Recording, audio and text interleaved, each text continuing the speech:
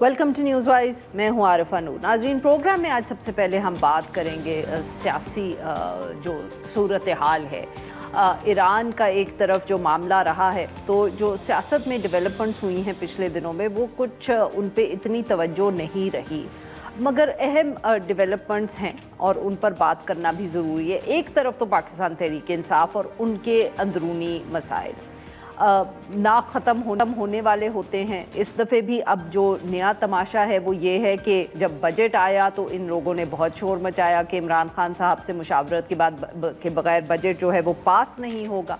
इमरान खान साहब ने भी यही बात की, जो उनके पैगामात आए सोशल मीडिया अकाउंट्स पर, मगर फिर रातों रात जो चीफ़ मिनिस्टर है खैबर पख्तूनख्वा के, अली अमीन गंडापुर साहब, रातों रात वो बैठे, उन्होंने पार्लियामेंट का इजलास बुलाया खैबर पख्तूनख्वा असेंबली का, और उन्होंने न सिर्फ बहस करवाई बट बजट पास भी करवा दिया। अभी तक किसी और सूबाई असेंबली या वफाकी हुकूमत का बजट पास नहीं हुआ।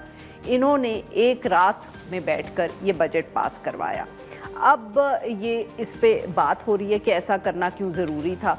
जो चीफ़ मिनिस्टर साहब हैं, उनके बकौल साजिश हो रही थी वफाकी हुकूमत की तरफ से, इसलिए उनको बजट पास करवाना था। एक सहाफ़ी जो खैबर पख्तूनख्वा से ताल्लुक़ रखते हैं, महमूद जान बाबर साहब, उनका कहना है कि ये PTI का यू टर्न था, कि बकौल उनके पाकिस्तान तहरीक इंसाफ को मालूम था कि अगर बजट पास ना हुआ तो हुकूमत ख़तरे में पड़ जाएगी, हुकूमत ख़तरे में पड़ेगी तो मुकदमे बनेंगे, जेल जाना पड़ेगा।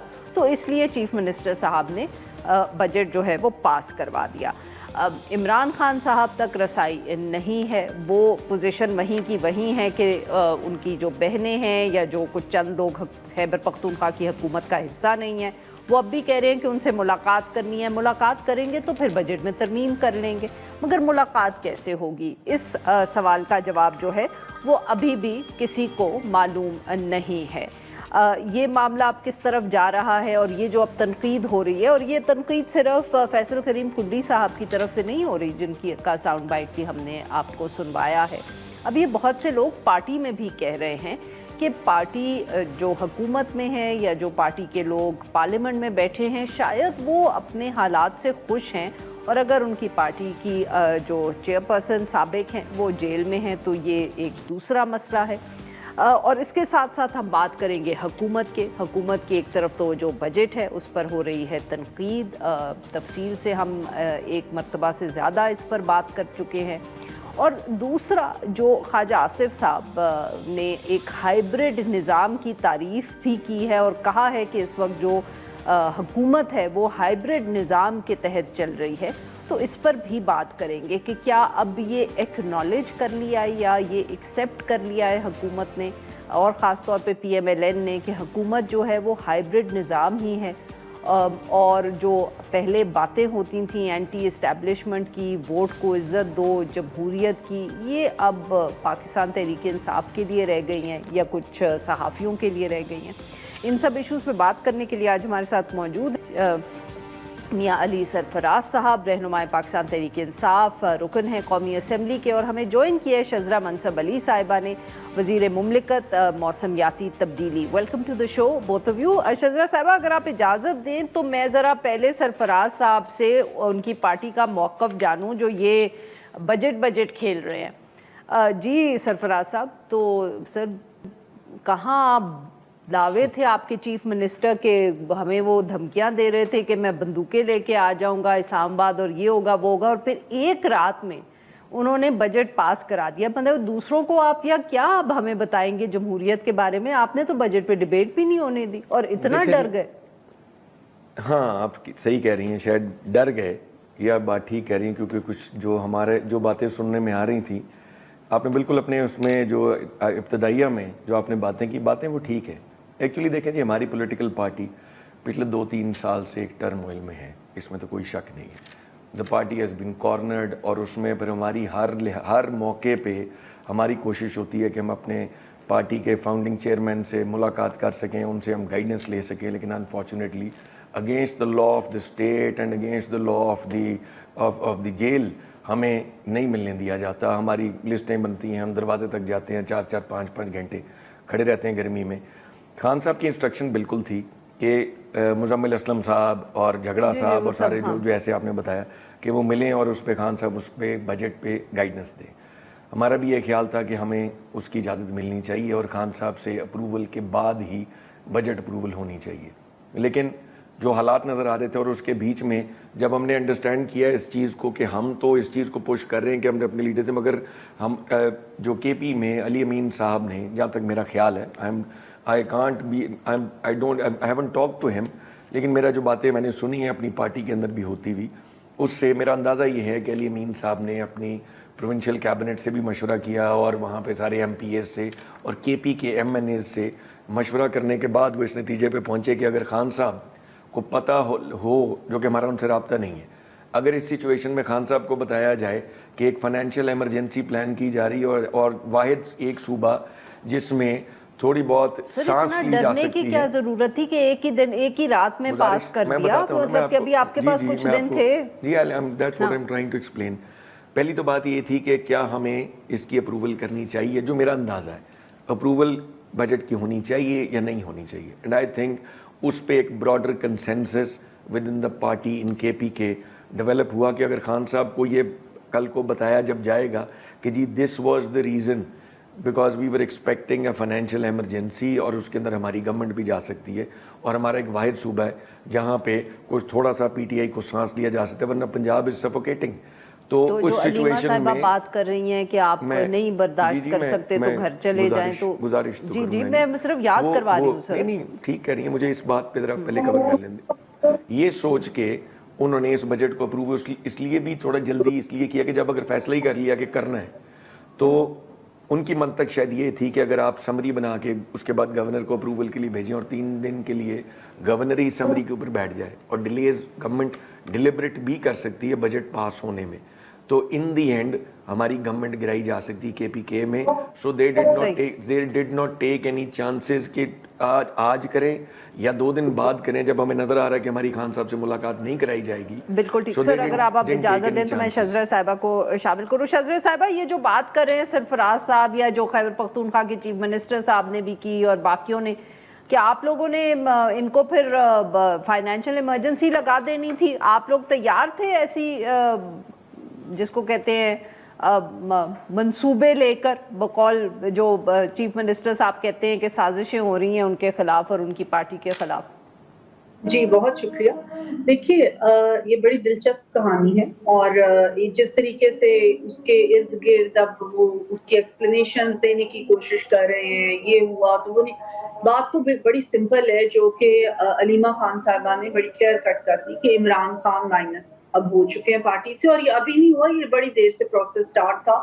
پارٹی خود بھی انتشار کا شکار ہے, ان کے اندرونی ایک دوسرے کے ساتھ بہت ساری لڑائیاں کئی گروپس کے اندر یہ پارٹی ہو چکی ہے. اور جہاں تک علی امین گنڈا پور جو ان کے چوزن چیف منسٹر صاحب ہیں, وہ تو بڑی دیر سے کبھی کئی گھنٹوں کے لیے غائب ہو جاتے ہوئے, اور کبھی آپ کو پتہ ہے ان کا پتہ ہی نہیں چلتا وہ کدھر گئے اور کہاں سے نکلے, اور پھر کے پی میں اسمبلی میں آ جاتے ہیں وہ ایک دم سے.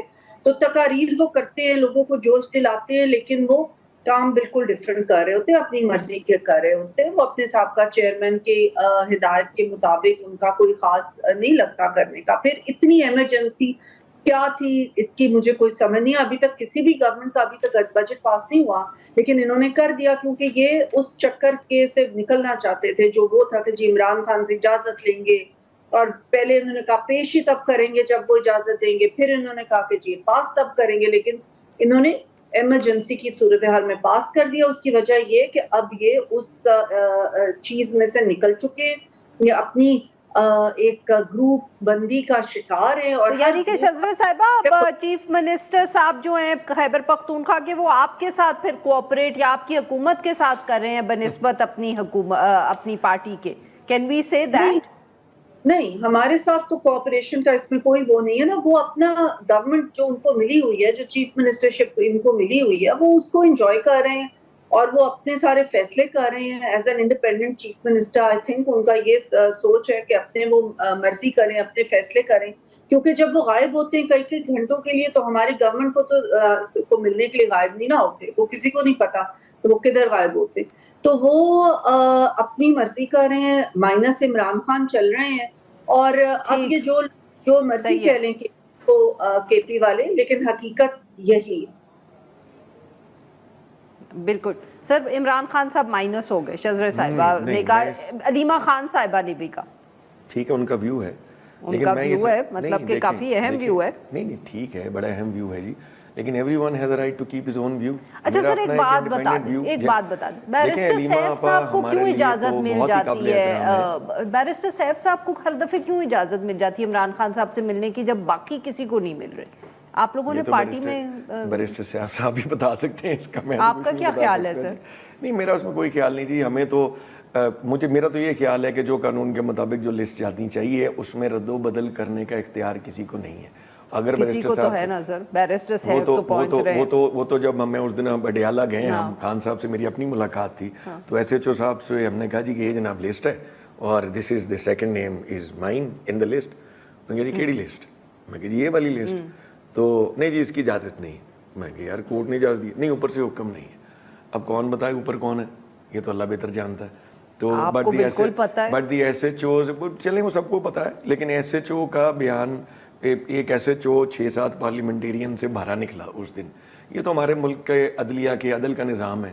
اس کے اندر آپ ایکسپیکٹ کرتے ہیں کہ جی پارٹیاں, دیکھیں میں سمجھتا ہوں PTI وہ جماعت ہے جس کے پلیٹلیٹس بھی نہیں گرے, جو لڑ بیڑ کے جیسے بھی اپنے سروائیول کے لیے کھڑی ہے, اور خان صاحب کو مائنس کیا جا نہیں سکتا. اب وہ پرنسپل سر آپ لوگوں نے کیا ہے, شذرہ صاحبہ یہ بھی یہ کہہ رہی ہیں اور علیمہ صاحبہ بھی یہ کہہ رہی ہیں, کسی اور نے نہیں کیا, آپ لوگوں نے کر دیا. Very quickly because I have to go to her. Aleema آپا کے ان کا اپنا ایک ویو ہے, مگر خان صاحب کو مائنس کرنے کی کیپیسٹی ہی نہیں ہے کسی PTI میں. خان صاحب کے علاوہ PTI ہے ہی نہیں. پھر حکومت نے کر دیا. دوسری چیز حکومت نے مائنس کر دیا. نہیں, حکومت جو اس وقت بات کریں وہ تو ایک ٹرموائل کا فائدہ اٹھا رہی ہے نا, ایک سچویشن کا. ایک پارٹی پھنسی ہوئی ہے بیچاری, ڈولڈرمز میں ہے, لڑ رہی ہے, جھگڑ رہی ہے, اپنی سروائیول کی جنگ لڑ رہی ہے. اچھا یہ اس خوبصورتی سے بات اسی کو پکڑی جا رہے ہیں, چلے ہو گیا KP کا بجٹ پاس ہو گیا, خان صاحب امینڈمنٹ کہیں گے ہماری اتنی میجورٹی ہم پھر کر لیں گے.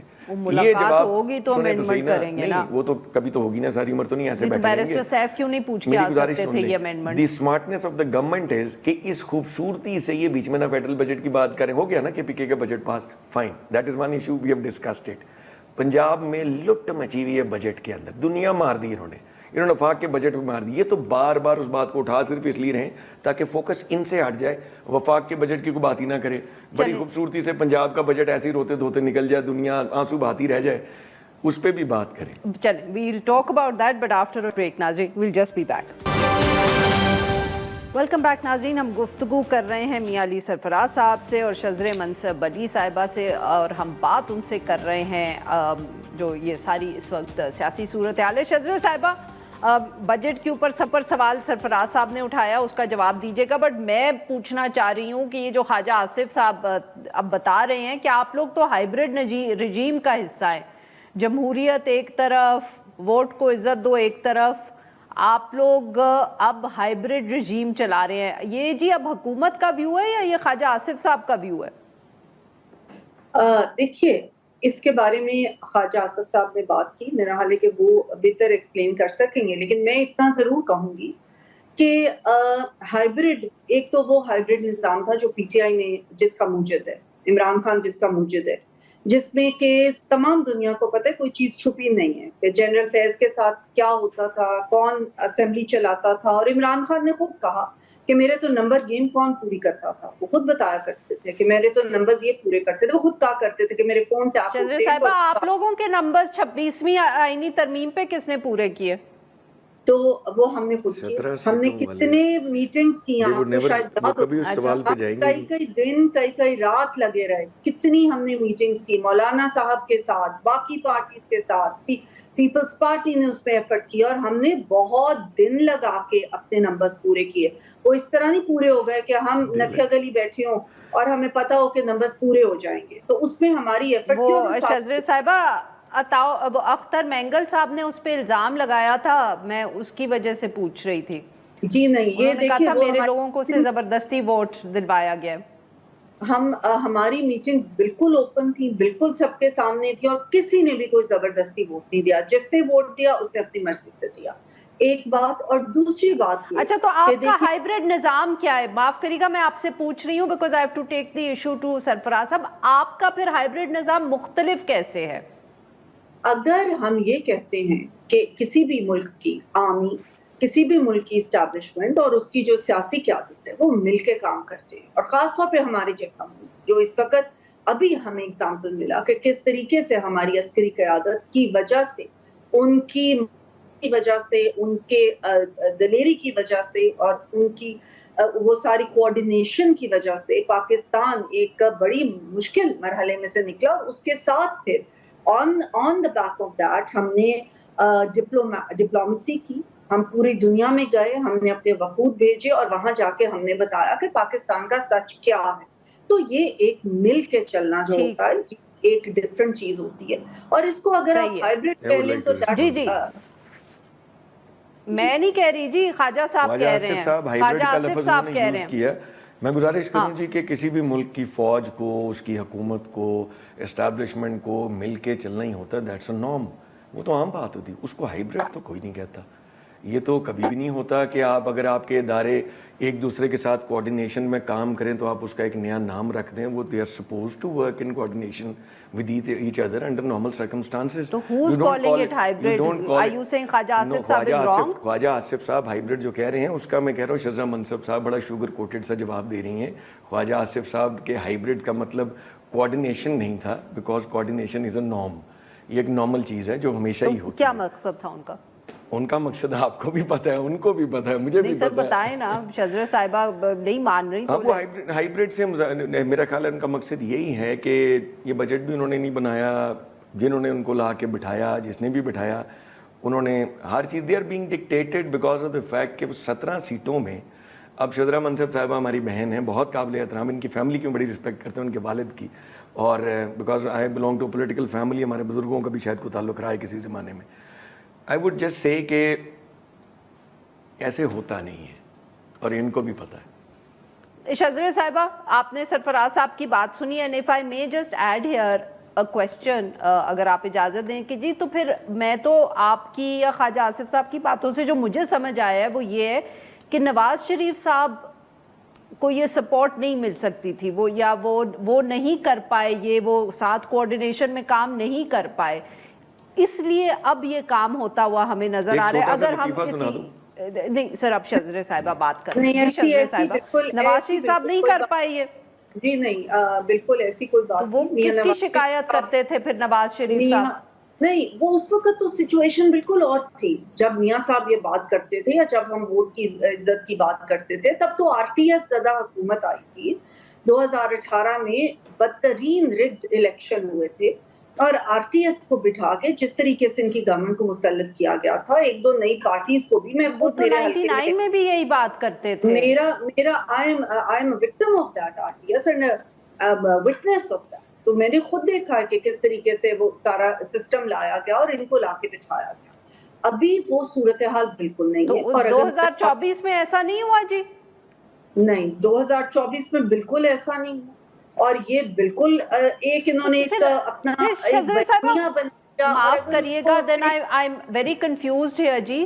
پھر خواجہ صاحب یہ کیوں بات کر رہے ہیں؟ اگر آپ صرف یہ کہہ رہی ہیں کہ اب سب کچھ ٹھیک ہے اور یہ صرف 2018 میں ہوا، تو پھر خواجہ صاحب اس وقت کیوں انٹرویو پہ انٹرویو دے رہے ہیں اور وہ بار بار اس کو ہائبرڈ نظام کہہ رہے ہیں؟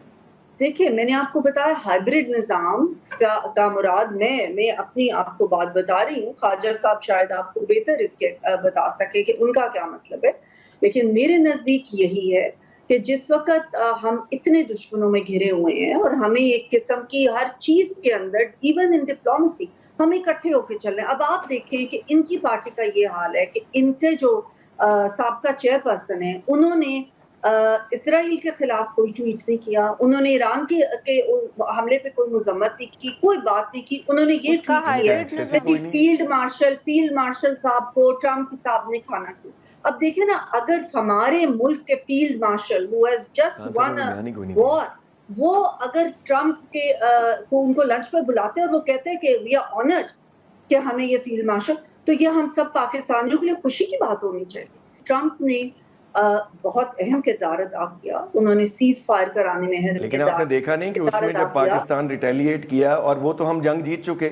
میں تو یہ آپ سے گزارش کروں گا کہ اپنی جیتی ہوئی جنگ کو منتوں پہ کیوں لے کے آتے ہیں؟ جنگ بندی تو انڈیا کی مجبوری تھی، ان کو مار پڑ گئی جنگ میں، और ट्रंप ने तो इंडिया को बेल आउट किया उस जंग में, तो हम इतनी शुक्रगुजारियां क्यों कर रहे हैं? वो तो अभी तक कंटिन्यू कर रहे हैं ना। मोदी और उसका जो सरकार है, आरएसएस फेड जो उसकी हुकूमत है, वो तो अभी तक ये कह रहा है कि ये हमने पॉज दिया या हमने ये किया है। वो तो उनको जंगी जुनून छाया हुआ था ना, वो तो लॉजिकली नहीं सोच रहे थे, और लॉजिकली ना सोचने की वजह से लेकिन आपने देखा कि हमने तो उस जंग के अंदर, आई एम सॉरी मैं डायरेक्ट कॉन्वर्सेशन कहना दूं, आपने देखा उस जंग के अंदर पीटीआई ने, हमने तो फौज को भी और गवर्नमेंट को भी सपोर्ट किया। हमें तो सिर्फ ये थोड़ा सा अजीब सा लग रहा है कि यू डू नॉट, और हमें इस बात पे अप्रिशिएट भी किया गया, और जो पीटीआई के खिलाफ गलत लगा कि आपने जी फौज के खिलाफ बयान दी, पीटीआई ने कोई फौज के, PTI behaved very very responsible when there was an external dispute, और हम बिल्कुल अपनी हुकूमत के भी और फौज के भी साथ खड़े हुए। लेकिन उस जंग के बाद हम ये ज़रूर कहते हैं कि let's put the house in order, और पाकिस्तान के इंटरनल जो ह्यूमन राइट्स इश्यूज़ हैं हम उस पर ज़रूर एजिटेट करते हैं, वो ठीक है। लेकिन हम तो ये कहते हैं कि ये एक ऐसी जंग थी जो इस हुकूमत ने, हमने, फ़ौज ने, सब ने मिल के एक बड़ी ज़बरदस्त जंग जीती। उस जंग के बाद हमें इतना आउट ऑफ द वे जाने की ज़रूरत नहीं थी। वो जंग हम तो वैसे ही जीत गए थे। हमने तो मेहरबानी की जो हमने 30 जहाज नहीं गिराए, हम 5 पे गुजारा कर गए 6 पे। अगर जजेस साहब 30 seconds ji, I have to close the segment here. 30 seconds sir, अब वक्त जरा कम जी। जजेस साहब 30 सेकंड्स। किसी भी कैदी को ड्यू प्रोसेस में से गुजरना ह्यूमन राइट्स इशू नहीं होता। तमाम कैदियों को एक प्रोसेस में से गुजरना पड़ता है जिसमें से वो गुजर रहे हैं, और ट्रंप ने क्योंकि फोन नहीं किया, What about abductions from the National Assembly? कर रहे थे कि ट्रंप फोन करेगा और उस कैदी को छुड़ा लेगा, तो इसलिए ट्रंप को के लिए अब आप नहीं, ऐसी कोई बात नहीं है। ये तो गवर्नमेंट का एक व्यू था ना। आप ये बताइए, नेशनल असेंबली में से अब्डक्शंस जायज हैं? बहुत शुक्रिया। और पैसे दे के लोगों के ज़मीर खरीदने जायज हैं? लेते एक छोटी सी ब्रेक, वज़ारतें बांट के पैसे दे के, तो हम बात करेंगे सिक्योरिटी सिचुएशन पे। वेलकम बैक नाज़रीन। प्रोग्राम के इस हिस्से में हम जिक्र करेंगे पाकिस्तान में सिक्योरिटी सूरत हाल का। अब ऑब्वियसली ये एक ऐसा इशू है जिसको हम वक्तन फ़वक्तन कवर करते ही रहते हैं, मगर लग ऐसा रहा है कि पिछले दिनों में जो इतने ज़्यादा हमारे ख़त्ते में ऐसे वाक़यात थे, जैसे पहले पाकिस्तान और भारत का जो कॉन्फ्लिक्ट था वो ही सही, उसके बाद जो ईरान इज़राइल की हमने जंग देखी, तो पाकिस्तान में जो सिक्योरिटी की एक सिचुएशन है उसको काफ़ी हम कह सकते हैं कि वो जनरली उस पर वो तवज्जो नहीं दी गई जो माजी में सब ही देते रहे हैं। और वहाँ अब वक्तन फ़वक्तन ऐसे वाक़यात हुए हैं जिनसे ये साफ ज़ाहिर हो रहा है कि सिचुएशन जो सिक्योरिटी की है वो अभी बहुत बेहतर नहीं हुई। गुज़िश्ता रोज़ का ही एक अफसोसनाक वाक़या है कि जनूबी वज़ीरिस्तान का जो इलाका है सररोगा, वहाँ फोर्सेस की तरफ से ऑपरेशन किया गया, उसमें 11 दहशतगर्द तो हलाक हुए ही सही, मगर पाकिस्तान फ़ौज का एक जो मेजर था वो शहीद हुआ, और एक लांस नाइक जो 37 साला मेजर मुईज़ थे उनका ताल्लुक़ चकवाल से था, जबकि लांस नाइक जो थे वो बन्नू से उनका ताल्लुक़ था। इस वाक़े से पहले 21 जून को मीडिया रिपोर्ट सामने आई कि जो स्वाबी का शहर है वहाँ की हदूद में जो 2 पुलिस एहलकार थे उनको शहीद किया गया, दे वर शॉट डेड। और 10 जून की ये ख़बर भी सामने आई है कि मौलाना फजल रहमान साहब जो हैं उनके एक बेटे डेरा इस्माइल ख़ान से लकी मरवत जा रहे थे, तो उनको तालिबान ने या हम कह सकते हैं प्रॉबली जो तालिबान थे उन्होंने उनको किडनैप करने की कोशिश की। इस वाक़यात की जो तफसील है वो अब्दुल गफूर हैदरी साहब ने पार्लियामेंट में बयान की। उन्होंने कहा कि ये मौलाना साहब के सबसे छोटे बेटे हैं। 10 जून को वो सफ़र कर रहे थे तो उनको रोका गया। 40-50 के करीब अफराद थे। जो मौलाना साहब के बेटे थे उनके साथ भी गार्ड्स मौजूद थे, इसलिए दोनों तरफ से बंदूकें जो थी वो तानी गईं। फिर कोई फ़ोन कॉल आई और उसके बाद वो मामला वहीं ख़त्म हो गया। ये बात सारी बताई गफूर हैदरी साहब ने पार्लियामेंट में। उन्होंने ये भी वहाँ फिर कहा कि हमारा जुर्म ये है कि हमने पाकिस्तान की हिमायत की है। खैबर पख्तूनख्वा के हालात इंतहाई ख़राब हैं, और उन्होंने कहा कि हमने हमेशा कहा है कि रियासत के अंदर रियासत की कोई गुंजाइश नहीं। मौलाना साहब ने भी जो पार्लियामेंट में तकरीर की उसमें उन्होंने यही ज़िक्र किया تھا کہ جو سیکیورٹی سچویشن ہے. بٹ یہ جب واقعات کی تفصیل سامنے آئی تو پھر وزیر اعظم صاحب نے بھی مولانا صاحب سے ملاقات کی ہے, انہوں نے نوٹس لیا ہے سارے معاملے کا اور کہا ہے کہ سب ملوث افراد جو ہیں وہ ان کو پکڑا جائے. But the issue still remains کہ ایسے واقعات جب سامنے آتے ہیں تو ان سے ایک دفعہ پھر یہ احساس ہوتا ہے کہ سیکیورٹی سچویشن جو ہے پاکستان میں وہ کتنی کمزور ہے. اس ایشو پہ بات کرنے کے لیے آج ہمارے ساتھ موجود ہیں احسان ٹیپو محسود صاحب, ڈائریکٹر ہیں خراسان ڈائری کے, اور ہمیں جوائن کیا عبدالباسط خان صاحب نے, ماہر ہیں سیکیورٹی امور کے. ویلکم ٹو دی شو جینٹلمن. ٹیپو صاحب, آپ سے گفتگو کا آغاز کریں گے. آئی تھنک کہ وہی بات کہ بہت سے واقعات اتنے زیادہ ہو رہے ہیں اور کیونکہ خطے میں اتنا کچھ ہو رہا تھا پھر کہ وہ توجہ نہیں دی گئی. بٹ یہ جو مولانا صاحب کے بیٹے کا واقعہ ہے اس نے کافی لوگوں کو جھٹکا پہنچایا ہے. ہاں ایگزیکٹلی, یعنی مولانا صاحب کے بیٹے کے ساتھ جو ہوا ہے, اور جس طرح مولانا صاحب نے خود بھی یہ طور ایمان جو اس کے بھائی ہیں سینیٹر, تو نے ایڈمٹ کیا کہ ہماری پھر بات ہوئی, یعنی بجائے یہ کہ یہاں پہ سیکورٹی فورسز سے بات ہوتی, اس کے ذریعے ان کی رہائی ممکن ہوتی, لیکن انہوں نے ٹی ٹی پی کے لیڈرشپ سے بات کی. ٹی ٹی پی کے لوگ تھے ایگزیکٹلی, ان کے امیر سے بات کی, اور میری بھی یہی اطلاعات ہے کہ انہوں نے ان کو کہا کہ نہیں ان کو جانے دے, مولانا صاحب کو ہم ٹارگٹ نہیں کرتے تو ان کو جانے دے. تو یہ اب ایک اور یعنی خطرناک پہلو ہے کہ بجائے کہ لوگ حکومت کی طرف آئیں, وہ خود ٹی ٹی پی کے ساتھ رابطہ کر کے اپنے لیے وہ جو مسئلے مسائل فیس کر رہے ہیں ان کا کوئی حل نکالنے کی کوشش کر رہے ہیں.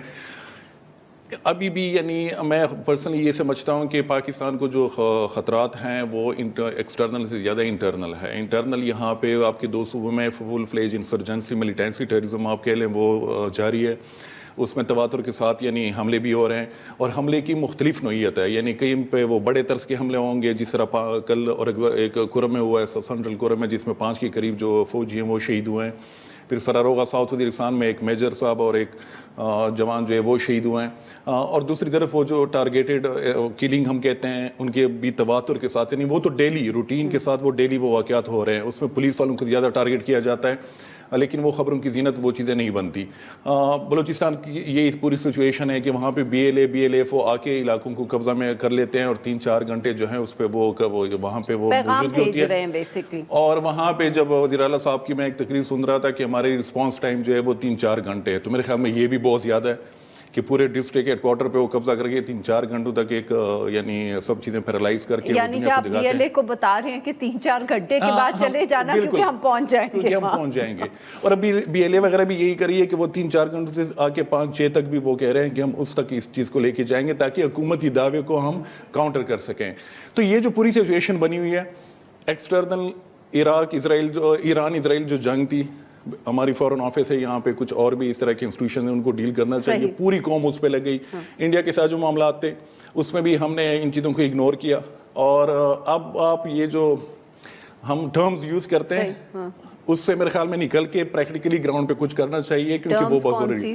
جلدی سے because I have to go to, اچھا چلیں I will come back to you on that. Basit صاحب, آپ نے احسان اللہ ٹیپو صاحب کی بات سنی, وہ یاد کروا رہے ہیں ہمیں کہ خواہ کبھی بھارت کی طرف کبھی ایران کی طرف ہم پھنس گئے ہیں خطے کے معاملات میں, ہم نہیں سمجھ رہے کہ جو اصل تھریٹ ہے وہ انٹرنل ہے. انٹرنل تھریٹ ایکسٹرنل تھریٹ سے زیادہ بڑا ہے, اور ایکسٹرنل تھریٹ جو تھا اس نے انٹرنل تھریٹ سے ہمیں ڈسٹریکٹ کیا اور اوور سٹریچ بھی کیا. یہ واقعات جیسے آپ نے کہا اور جیسے احسان نے بھی کہا کہ یہ دب گئے تھے ان بڑی بڑی ہیڈ لائنز کے نیچے جو جیو پالیٹکس جو مڈل ایسٹ کی تھی یا ساؤتھ ایشیا کی تھی, انڈیا پاکستان کے کانفلکٹ میں, یہ خبریں پھر اس طریقے سے باہر نہیں آئیں. لیکن ایک لانگ ٹرم تھریٹ ہے, 2 فل فلیج انسرجنسیز ہیں. اگین جیسے احسان نے کہا اوور نائٹ تو کوئی سلوشن ان کا نہیں ہوتا. یہ جو ٹرینڈ لائنز آئیڈینٹیفائی کی گئی ہیں یہ تواتر سے ہم دیکھتے رہتے ہیں, ان میں ویریشنز آتی ہیں, کبھی وائلنس اوپر چلا جاتا ہے کبھی نیچے چلا جاتا ہے. جو تشویشناک بات ہے وہ یہی ہے کہ ایک کنسرٹڈ جو ایفرٹ ہے ان ٹرمز آف کلیئرٹی کے تھریٹ ہے کیا اور اس کو ٹیکل کیسے کرنا ہے, اس کے اندر ہمیں ایک میرا خیال ہے وہ پالیسی کا جو ہے نا وہ فقدان نظر آتا ہے. کیونکہ یہاں پہ ایک چیز کو کمنٹ ضرور کرنا چاہوں گا کہ جو افغانستان کے ساتھ چائنا کے تھرو ڈپلومیسی شروع کی ہے وہ ایک اچھا قدم ہے, کیونکہ ہم صرف ایک سیکیورٹی رسپانس دے رہے تھے اور ہم نے ڈپلومیسی کو ٹوٹل نظر انداز کر دیا تھا. اب ایسا نہیں ہے. اور جیسے میں نے پہلے کہا کہ یہ اوور نائٹ تو اس کا کوئی سلوشن ہمیں ملے گا نہیں. انٹیلیجنس بیسڈ آپریشنز ہیں, ان میں تیزی ضرور آئی ہے. اس تیزی میں جہاں پہ سیکیورٹی فورسز کے جو ہے جوان اور افسران شہید ہو رہے ہیں, وہاں ہمیں یہ بھی دیکھنا چاہیے کہ ملیٹنٹس کو بھی یہ مار رہے ہیں. تو ایسا نہیں ہے کہ اس پہ پروگرس نہیں ہو رہی, لیکن اس پروگرس کا جو مومنٹم ہونا چاہیے تھا, یا جس طریقے سے اس کو اس ملیٹنسی کے تھریٹ کو پیچھے دھکیلنا چاہیے تھا, وہ جو حالیہ واقعات ہیں اس کے نتیجے میں وہ نہیں ہو پایا. دیکھنا پڑے گا, میں نے نہیں دیکھا, لیکن اگر کسی کو اس کا سوال پتا ہو کہ جو اس دفعہ جو بجٹ پیش کیا گیا ہے اس کے اندر کاؤنٹر ٹیررزم کے لیے اسپیشلی کے پی اور بلوچستان کے لیے کتنے فنڈز جو ہے وہ ایلوکیٹ کی گئے ہیں اور کس کس چیز کے لیے کی گئے ہیں, اس سے ہمیں سمجھ آئے گی کہ ہم ان ٹرم آپریشنل فرنٹ پہ اس رسپانس کو کیسے ٹیکل کر رہے ہیں. صحیح, آئی گیٹ اٹ سر. مجھے یہاں بریک لینی ہے. جی یہاں پہ لیتے ہیں ہم ایک چھوٹی سی break. We'll be right back. Welcome back ناظرین. ہم بات کر رہے ہیں احسان اللہ ٹیپو محسود صاحب سے اور عبدالباسط خان صاحب سے, اور ہم ان سے بات کر رہے ہیں سیکیورٹی سچویشن کے حوالے سے. جی ٹیپو صاحب, بڑا اہم سوال اٹھایا باسط صاحب نے. ہمیں تو خیال ہی نہیں آیا, ہم اپنے ٹیکسز کو ہی روتے رہے. کاؤنٹر ٹیررزم کے لیے کتنے فنڈز مختص کیے ہیں جی نئے بجٹ میں؟ یہ تو یعنی آنیسٹلی مجھے خود بھی نہیں پتا, لیکن کاؤنٹر ٹیررزم کے ہم نے یہاں پہ کچھ ادارے دیکھے جو سویلین جس کو ہیڈ کر رہے ہیں, تو آپ ان سے بات کر لیں تو وہ خود بھی رونا روتے ہیں کہ ہمارے پاس اختیارات ہے نہیں, اور جو پالیسی فرنٹ پہ ہمیں بٹھایا تو وہ بھی ہماری چیزوں کو زیادہ نہیں سنا جاتا. تو وہ جو ایک کوارڈینیشن کی کمی ہے انسٹیٹیوشنز کے بیچ میں, خاص کر کاؤنٹر ٹیررزم فرنٹ پہ, وہ ہر جگہ پہ ہمیں وہ چیزیں سامنے نظر آ رہی ہیں. کے پی میں بھی یہی ایشو ہے کہ جو فیڈرل ادارے ہیں اور پھر پروونشنل ادارے, ان کے بیچ میں بھی یہ معاملات دیکھ رہے ہیں. بلوچستان میں بہت شدید یہ ایک ایشو ہے, وہ لیویز کے حوالے سے آلریڈی رپورٹس آ رہی ہیں وہاں پہ. تو یہ میرے خیال میں اس پہ تو کام ہونا چاہیے. آئی بی اوز کی جہاں تک باسط نے بات کی, تو اس میں کوئی شک نہیں کہ اس میں ٹی ٹی پی یا جو پاکستانی طالبان کے دڑے, ان کو کافی نقصان بھی اٹھانا پڑ رہا ہے. ان کے سینئر لوگ بھی مارے جا رہے ہیں. سر روغا والا بھی کوئی آئی بی او ہی تھا. یہ بھی آئی ایس پی آر کی جو رپورٹ ہے یہ وہ کہہ رہے ہیں کہ آئی بی او ہوتا ہے یہ. لیکن اس کا یہ کہ یہ چیزیں آپ کو ٹیکٹیکل کچھ عرصے تک تو فائدہ دے سکتی ہیں, لیکن آپ کے پاس آگے کی پالیسی ہونی چاہیے. جس طرح ہم نے ایک یعنی آپریشن ضرب ادب کے بعد بہت بہترین موقع تھا پاکستانی ریاست کے پاس کہ وہ یعنی اگر مذاکرات بھی اس وقت شروع کرتے, جو ٹی ٹی پی کے دڑے تھے اس وقت بہت کمزور پوزیشن میں تھے. اور میری پرسنلی مجھے پتا ہے کہ وہ بڑی تعداد میں یعنی کچھ ایسے لوگ تھے جو سینئر لوگ تھے کہ وہ سرینڈر کرنے کے لیے تیار بھی تھے, اور کچھ آلریڈی سرینڈر ہو بھی چکے تھے. تو وہ چیز ہم نے وہاں پہ سٹارٹ نہیں کی. علاقے کی مین سٹریمنگ کرنی تھی پورے قبائلی خطے کی, وہ ہم نے نہیں کی. پھر ہم نے مرجر کیا, اس کے بعد بھی ہم نے اگنور کیا. یعنی ریسنٹلی جو ایک جرگہ ہوا ہے پشاور میں, تو میری اطلاع تو یہ ہے جس میں آرمی چیف صاحب بھی گئے تھے, پرائم منسٹر بھی تھے, کہ وہاں پہ بڑی تعداد میں لوگوں نے کہا کہ یہ جو مرجر ہے اس نے تو ہمیں الٹا نقصان پہنچایا, فائدہ کوئی نہیں, اور اس کو یعنی واپس لیا جائے. کچھ مشرانی یہاں تک بھی بات کی. تو وہ جو چیزیں ہیں یعنی مسلسل جو آپ اگنور, اور یہاں پہ جو اسلام آباد کے معاملات ہیں یا پشاور کے یا پولیٹیکل انجینئرنگ اس میں پڑھ کے ان کو اگنور کرتے ہیں, تو ان کا یہی آؤٹ کم نکلتا ہے. اب ایک اور جو وہاں پہ ایشو, پبلک سپورٹ جب آپ کے پاس نہ ہو تو آپ کے کاؤنٹر ٹیررزم کے سارے جو ایفرٹس ہیں وہ کسی کام کے نہیں رہتے. وہاں پہ یعنی ڈرون کے حوالے سے, خاص کر میں اگر وزیرستان کی بات کروں اور ساؤتھ کے پی کی, تو ڈرون کے حوالے سے سخت خدشات ہیں. وہاں پہ ڈرون حملے ہو رہے ہیں. پشاور میں لوگ بیٹھے, یہ ان کے بس کی بات نہیں ہے. یہ فیڈرل گورنمنٹ کی طرف سے چیزیں آنی چاہیے کہ ڈرون کب یوز ہو سکتا ہے اور کیسے یوز ہو سکتا ہے. اور اس میں جو صرف ایک چیز ایڈ کرنا چاہوں گا کہ ان میں وہ یوز کریں کوڈ کاپٹرز, جس کے ساتھ ایکسپلوسیو لگا کے وہ اوپر پھینکتے ہیں. تو وہ یعنی اس سے اچھا ہے کہ جو پریسیجن ہو جس کی, وہ والے ڈرون اگر ہیں پاکستان میں کلیم بھی کرے. آلریڈی ہم نے اب انڈیا کے ساتھ جو ایک تھی ٹینشن اس میں یوز بھی کیے ہیں کہ اس طرح کی چیزیں استعمال ہونی چاہیے کہ جس کی پریسیجن ہو. ماضی میں یو ایس نے بھی یہاں پہ یوز کیے تھے, تو ان کی پریسیجن تھی, وہ کریڈٹ ان کو ملنا چاہیے کہ وہ جن کو مارنا چاہتے تھے وہ ان کو مارتے تھے. اس میں بھی بہت زیادہ لوگ مرے اور اس کی وجہ سے غصہ بھی ہوا. اب آپ مطلب کہ اتنا وہ میرے وہ لمبی ڈبیٹ ہے, لمبی ڈبیٹ ہے, وہ چیزیں, but we can't ignore the fact کہ اس میں بھی نہیں, اس میں ایک چیز کو ایڈمٹ لوگ اس کو پسند بھی نہیں کریں گے, لیکن اس میں سیویلین کیجویلٹیز بہت ہی کم تھی, یعنی بہت ہی کم. میں نے خود کور کیا ہے, یعنی میں نے خود کور کیا. آپ کو واقعہ یاد ہے 2007 کا؟ جی باسط صاحب, we running out of time sir, I come to you now. میں اس پہ یہ جو احسان بات کر رہے ہیں, میں بالکل دیکھیں اس کے نا ایس او پیز کو ڈیفائن کرنا چاہیے. اگر ڈرون اب کاؤنٹر ٹیررزم میں as a tool, as a strategy use کی جا رہی ہے, تو اس کے well defined S O Ps ہونا چاہیے. کس کے پاس ہوگا, डिसीजन कौन लेगा, किस लेवल का टारगेट हो तो कितना रिस्क लेना है, सिविलियन रिस्क को मिनिमाइज कैसे करना है, किस वक्त किस इलाके में हो सकता है, किन ऐसी कई एग्जांपल मौजूद है। एहसान तो ग्राउंड से रिपोर्ट करता है, ऐसी 2-3 एग्जांपल मौजूद है कि अमेरिका के ड्रोन के निशाने पे था फजलुल्लाह, लेकिन चूंकि सिविलियन एरियाज में था उन्होंने 2 से 3 बार उसको टारगेट पे होने के बावजूद इसलिए निशाना नहीं बनाया था कि वो एक सिविलियन एरिया में था। ऐसा बैतुल्लाह महसूद के साथ भी हुआ। तो इसके एसओपी को अगर डिफाइन कर देंगे और एक ट्रांसपेरेंसी देंगे कि काउंटर टेररिज्म में ड्रोन का क्या रोल है, किन कवानीन के तहत, किन एसओपीज के तहत ये चलता है, तो फिर मेरा ख्याल है उस ट्रांसपेरेंसी में जो आवाम में गम गुस्सा है उसमें भी कुछ कमी आ जाएगी। और बिल्कुल सही कह रहे हैं एहसान के जो प्रिसीजन वाले ड्रोन है उनको इस्तेमाल करें। ये तो स्ट्रेटेजी की बात होगी। जो ओवरऑल बात हो रही है मेरा ख्याल है फोकस वापस जियोपॉलिटिक्स से इंटरनल सिक्योरिटी पे आया है।